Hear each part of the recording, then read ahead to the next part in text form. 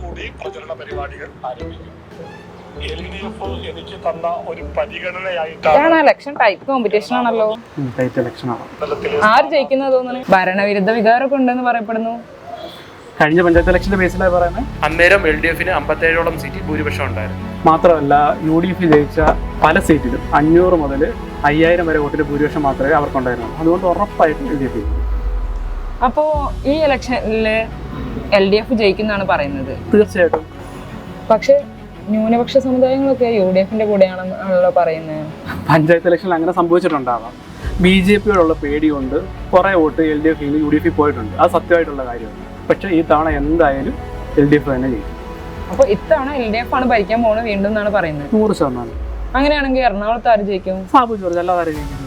അതെങ്ങനെ പറയാൻ കാരണം? പുള്ളിയുടെ പ്രവർത്തനം എന്ന് പറഞ്ഞാൽ അതുപോലാണ്. പുള്ളി 50 വർഷത്തോളമായിട്ട് പ്രവർത്തനം എറണാകുളത്ത് നല്ലൊരു വ്യക്തിത്വമാണ്. ആൾക്കാരോടെല്ലാം നന്നായിട്ട് ഇടപെടും. ഉറപ്പായിട്ടും സാബു ജോർജ് തന്നെ. അപ്പൊ സാബു ജോർജ് ഇത്തവണത്തെ ഇലക്ഷനിൽ ജയിച്ചിട്ട് എറണാകുളം തിരിച്ചു പിടിക്കുന്നതാണ് പറയുന്നത്. ഉറപ്പല്ലേ?